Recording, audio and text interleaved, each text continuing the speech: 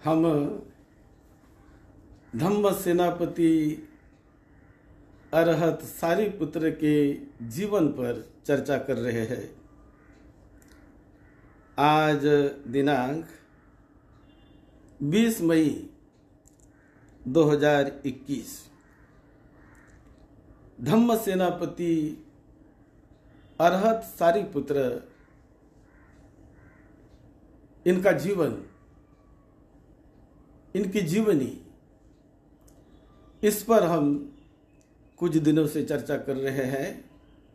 आज का भाग 9 है, पार्ट 9। बुद्ध शासन में और भिक्षु संघ में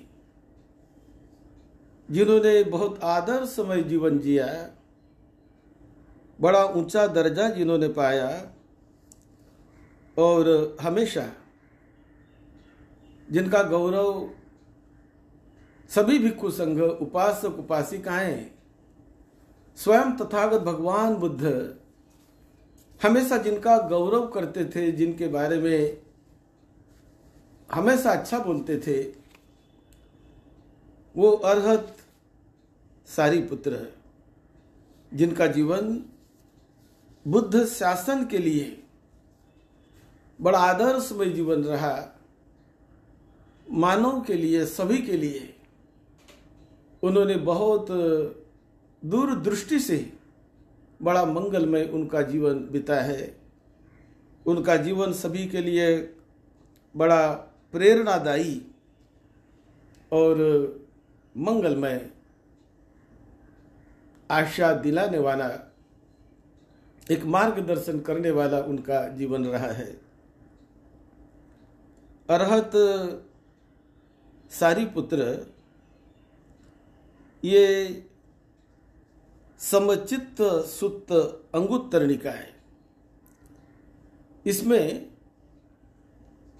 अरहत सारिपुत्र ने बड़े सादे सरल ढंग से ये 4 फल कैसे पाए जाते हैं वर्तमान जीवन में, 4 मार्ग और 4 फल जिसे पाना, यह सभी के लिए बहुत कल्याणकारी होता है, जीवन को सफल कराने वाला होता है, धन्य धन्य होता है जीवन। उसकी चर्चा सारिपुत्र ने समचित्त सुत्त में अंगुत्तर निकाय के ये कही है कि जो 4 फल है, सकृदागामी फल को पा लेना, श्रोतापत्ति फल को पा लेना, यानी श्रोतापन्न बन जाना, ये बड़े कल्याणकारी, बड़े ऊंचे फल होते हैं। श्रोतापन्न, सकृदागामी, तीसरा अनागामी और अरहत, ऐसे 4 फल, और वो पाने के लिए 4 मार्ग। श्रोतापत्ति मार्ग पर चलने वाले लोग, श्रोतापत्ति फल को पाने वाले लोग, सकृदागामी मार्ग पर चलने वाले, सकृदागामी मार्ग फल को पाने वाले, अनागामी मार्ग पर चलने वाले और अनागामी फल को पाने वाले कैसे लोग होते हैं, कैसे पाया जाता है? अरहत फल को पाना और अरहत फल के मार्ग पर चलना, इसका बड़ा अच्छा विवरण अरहत सारिपुत्र ने बुद्ध से सीखकर वो समचित्त सुत्त में समझा के बताया है कि जो स्ट्रीम विनर होता है श्रोतापन्न, ये श्रोतापन्न का फल जिन्होंने पा लिया, वो 7 जन्म तक, मृत्यु के बाद 7 जन्म वो लेगा, बड़े ऊंचे ऊंचे ऊंचे ऊंचे जगह पर, ऊंचे ऊंचे लोक में, और 7 जन्म के बाद परिनिर्वाण को प्राप्त हो जाएगा। जो सकृदागामी है वो सकृदागामी एक जन्म लेगा और फल को पालेगा, और जो अनागामी है तो अनागामी इस लोक से मृत्यु के बाद वो ऊंचे देवता लोक में जन्म लेता है, लोकोत्तर ऊंची अवस्था में जन्म लेता है, और वहां से ही वो परिनिर्वाण को पाता है। अनागामी यानी वो आने वाला नहीं है,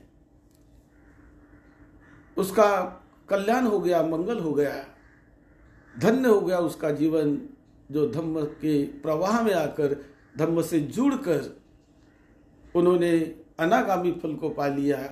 अनागामी यानी यहाँ फिर नहीं आने वाला, लेकिन ऊंचे से ऊंचे अवस्था में जन्म लेकर उसके बाद परिनिर्वाण को पाने वाला, इस प्रकार का उसका एक जीवन होता है। ये बड़ा अच्छी तरह सारिपुत्र ने भिक्षु संघों को समझाया और बहुत लोगों ने उनसे बड़ी प्रेरणा ली। उसी प्रकार सारिपुत्र ने जो सम्मा दिट्ठी और मिथ्या दृष्टि कैसी है, वो कैसे हमारा अहित करती है मिथ्या दृष्टि, इस पर भी बड़ा अच्छा मार्गदर्शन सारिपुत्र ने किया है। ये जो दुख कैसे निर्माण होता है और ये दुखों को कैसे दूर किया जा सकता है। कोई बिना कारण निर्माण नहीं होता है, किसी न किसी कारणों से, किसी न किसी वजह से, किसी न किसी निमित्त से ही कुछ न कुछ निर्माण होता है। ये सिद्धांत को जानना समझना ये बहुत बड़ी बात है। बिना कारण कुछ निर्माण नहीं होता, हर एक के पीछे कुछ न कुछ वजह होती है, कुछ न कुछ कारण होता है। तो हमारा जो दुख है, चार आर्य सत्य जो तथागत बुद्ध ने बताए, तो ये चार आर्य सत्य में जो पहला ही आर्य सत्य है कि दुख आर्य सत्य है, कि दुख है जीवन में, दुख नहीं है ऐसा कोई कह नहीं सकता है। दुख है, लेकिन बहुत बार दुख क्यों है, कैसा है, उसके विषय में कभी कभी भ्रम भ्रांति हो जाती है। दुख के सही कारणों को कुछ लोग नहीं जान पाते, कुछ लोग नहीं समझ पाते। जैसे सारिपुत्र भी दुख को दूर करने के लिए, परम सत्य को जानने के लिए, मुक्ति को पाने के लिए वो भिक्षु बनने के पहले भटकते रहे, जहां वहां घूमते रहे, भारत भर उन्होंने भ्रमण किया, लेकिन रास्ता उन्हें नहीं मिला। किसी ने उन्हें रास्ता नहीं बताया, दुख का सही कारण उन्होंने नहीं बताया। कारण बताए गए कि कोई बाह्य कारणों से ये दुख निर्माण होता है, बाहर के कोई उसको कारण है, या कोई एक बाह्य शक्ति है कि उसकी वजह से हमारे जीवन में सुख भी आते हैं, उसकी वजह से हमारे जीवन में दुख भी आते हैं। ऐसी भी एक मान्यता थी, उसका भी उन्होंने परीक्षण किया।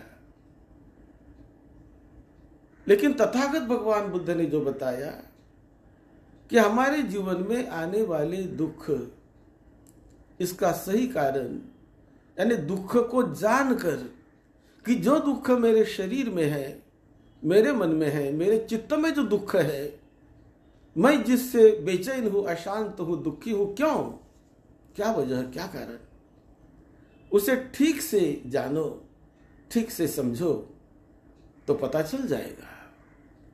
तो इसीलिए दुख को ही ठीक से समझो कि क्या है दुख।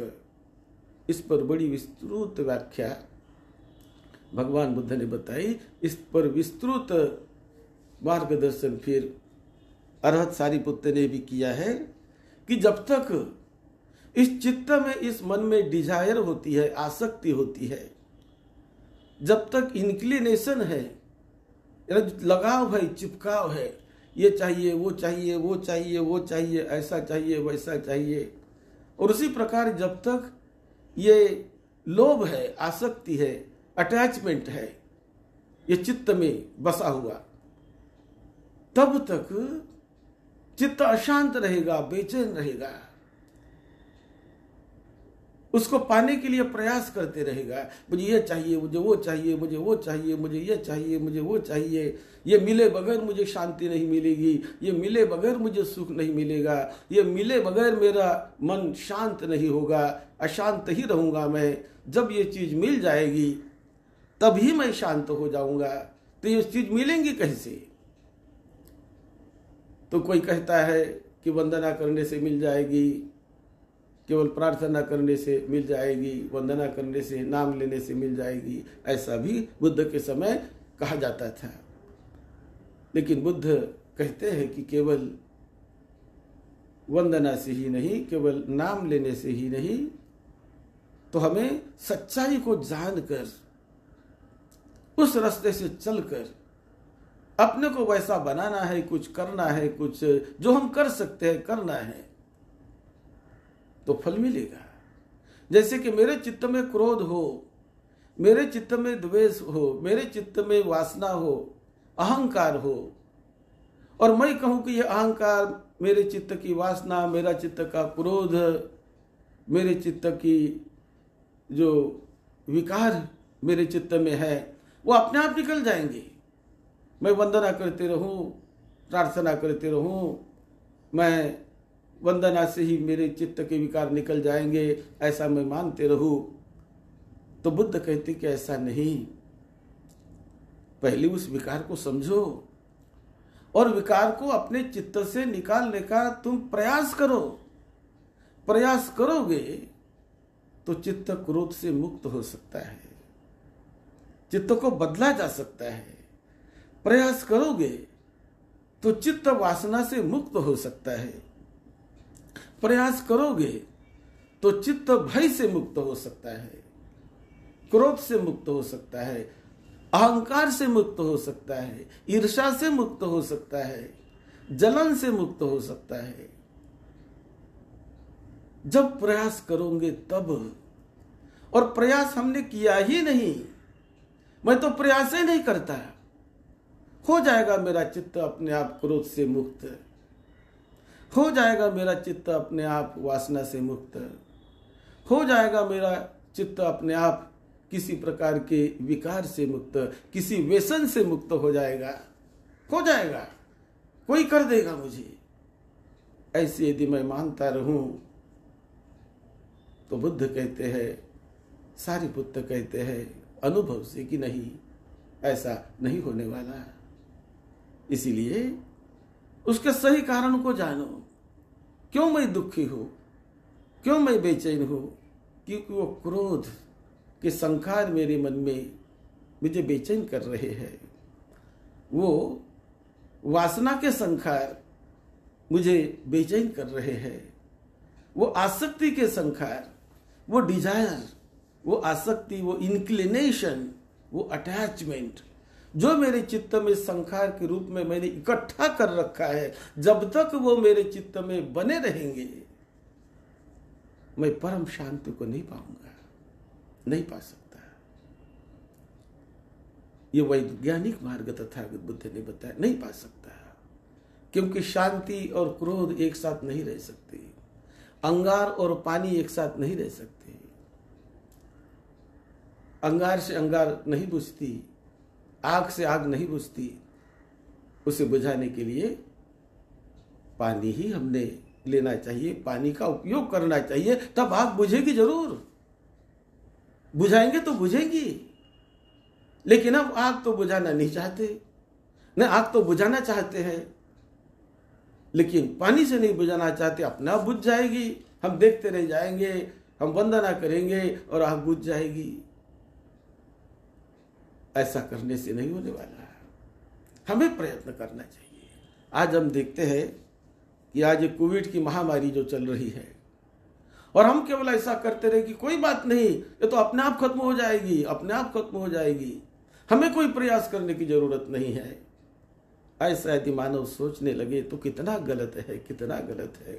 आज हम देखते हैं, अनुभव कर रहे, पिछले 1.5 साल से अनुभव कर रहे हैं कि मानव, वैज्ञानिक, डॉक्टर्स, हम सभी लोग प्रयास कर रहे हैं, हम अपने में परिवर्तन करने का प्रयास कर रहे हैं, अपने में उससे टालने का प्रयास कर रहे हैं कि इससे हम बचे रहे। बचाने के जो बचने के जो साधन है उस रास्ते से हम चले, हम दवा ले, हम इंजेक्शन ले, हम टीका ले,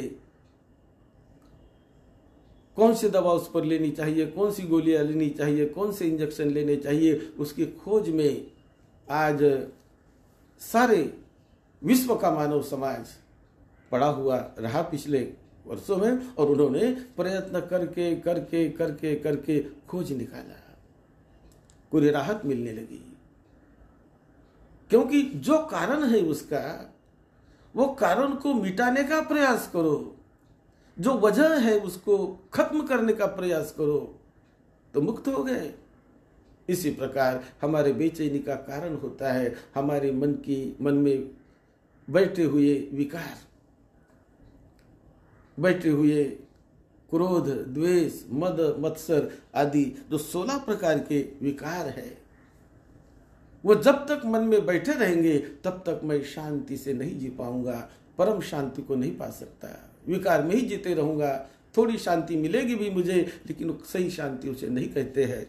यही तो मार्ग तथागत बुद्ध ने बताया, और यही मार्ग, यानी ये एक एक फल पाते पाते श्रोतापन्न, सकृदागामी, अनागामी, अरहत, ये जो फल होते हैं ये मन के अवस्था के फल है। जितने जितने विकारों से मुक्त हो जाएंगे, जितने जितने मन को हम निर्मल करेंगे, जितने जितने हम परिशुद्ध करेंगे, उतने उतने ऊंचे फल पाते रहेंगे। और यदि नहीं किया हमने तो हम उससे वंचित रह जाएंगे, उससे हम दूर रह जाएंगे। यही बात सारिपुत्र ने बुद्ध से सीखकर बताई, और बहुत लोगों का कल्याण उससे हुआ। एक बार देवता लोक में ऐसा भ्रम निर्माण हो गया था कि देवता लोगों में एक गलत भावना निर्माण हो गई, गलत मान्यता निर्माण हो गई। उन्हें लगने लगा कि मानव लोक से मृत्यु के बाद हमने देवता लोक में जन्म लिया तो बस हम मुक्त हो गए, हमारा कल्याण हो गया। ऐसी भावना कुछ देवताओं के मन में ये बैठ गई, ऐसी धारणा कुछ देवताओं की हो गई। तो ये धारणा होने के बाद ये मान्यता उनके मन को बुद्ध ने जानकर उनके मन को पढ़ा कि क्या मान्यता इस देवता लोक में हो गई है। क्या उनको लगता है कि हम यहां से मृत्यु के बाद देवता लोक में उत्पन्न हो गए तो मुक्त हो गए। ये भावना सही नहीं है, ठीक नहीं है। ये बताने के लिए सारिपुत्र उनके उस धारणा को, उनके विचार को जो सम्यक दृष्टि में बदलने के लिए देवता लोक में जाकर बुद्ध उन्हें सिखाते हैं, उन्हें समझाते हैं। उसी प्रकार सारिपुत्र भी देवता लोक में जाकर उन्हें बताते हैं कि देखो, ये तुम्हारे मन की गलत धारणा है, गलत भावना है कि हम देवता लोक में पैदा हो जाने के बाद हम मुक्त हो गए। ये गलत धारणा है। तुम मुक्त नहीं हुए हो। देवता लोक में आप लंबे समय तक जियोगे, लेकिन ये लंबे समय तक जीने के बाद वहां से भी आपकी मृत्यु हो जाएगी, वहां से च्युत हो जाएंगे आप, और वहां से मृत्यु हो जाने के बाद आप पशु लोक में भी जा सकते हैं, आप मनुष्य लोक में भी आ सकते हैं, या आप किसी प्रेत लोक में भी जा सकते हैं। ऐसा नहीं कि वहां चले जाने से मुक्त हो गए, ऐसा नहीं। मुक्त तो ये सारे चक्र से मुक्त होना, उसे मुक्ति कहते हैं। ये बात जब उन्होंने देवताओं को समझाई तो वो बात उन्हें समझ में आने लगी और उनकी जो दृष्टि थी वो बदल गई और सम्यक दृष्टि में, राइट अंडरस्टैंडिंग में उन्होंने प्रतिष्ठित किया। और आप ये समचित्त सुत्त, इस सुत्त में इसका वर्णन आता है। उन्होंने समझाया कि ये बात तो बुद्ध ने स्वयं अपने अनुभव से और अपना वहां जाकर साक्षात्कार करके देवता लोगों की गति को भी जानने वाले बुद्ध थे, मनुष्य के गति को जानने वाले थे, पशु पंछी के गति को भी जानने वाले थे। मृत्यु के बाद इसका जन्म कहाँ हुआ, उसका जन्म कहाँ हुआ, वो कहाँ से आया, यहां से वो कहाँ गया, मैं कहाँ से कहाँ गया, मैं कहाँ से कैसा आया, इसका ज्ञान, ये बहुत ऊंचे प्रकार का ज्ञान तथागत बुद्ध को था। तथागत बुद्ध को उन्हें जानते थे।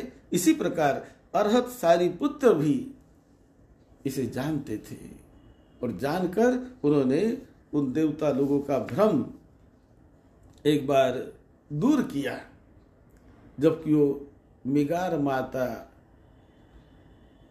के प्रासाद में, जो मिगार माता ने श्रावस्ती में एक विहार दान दिया था भिक्षु संघ को, तो वहां जब अरहत सारिपुत्र एक वर्षावास के लिए रहते थे, उस समय सारिपुत्र ने उन देवता लोगों को भी ये बातें समझाई। फिर बुद्ध ने भी आकर समझाया, मनुष्य लोगों को भी समझाया।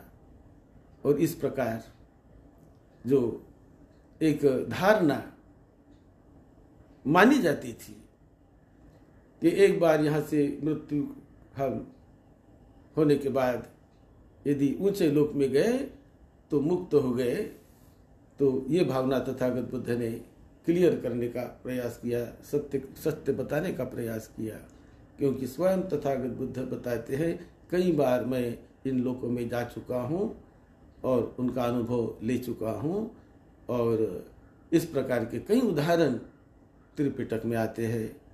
हम जो देशना दे रहे, ये त्रिपिटक के उन सूत्र पर आधारित है जहाँ तथागत बुद्ध की ओरिजिनल वाणी, जहाँ अरहतों की ओरिजिनल वाणी त्रिपिटक के रूप में संग्रहित है। और ये त्रिपिटक कैसे निर्माण हुआ, क्या है त्रिपिटक, इसका इतिहास भी आप जानिए। हमारी YouTube में त्रिपिटक की निर्मिति कैसी हुई, क्या है त्रिपिटक, कैसे बना, क्या उसका इतिहास है, उसको हमने 5-6 भागों में, 5-6 पार्ट में उन्हें बताया है, समझाया है। आप वहाँ जाकर जरूर लाभ लीजिए और सद्धम्म को जानकर, परम सत्य को जानकर, क्योंकि सद्धम्म यानी परम सत्यता है, उसे जानकर अपना कल्याण करें। आप सबका मंगल हो, सबको निरोगत्व मिले, लंबी उम्र मिले, यही मंगल भावना के साथ सद्धम्म की सेवा में, आपकी सेवा में डॉक्टर भदंत राहुल बोधि महाथेरो। अब सबका मंगल हो, सबका मंगल हो।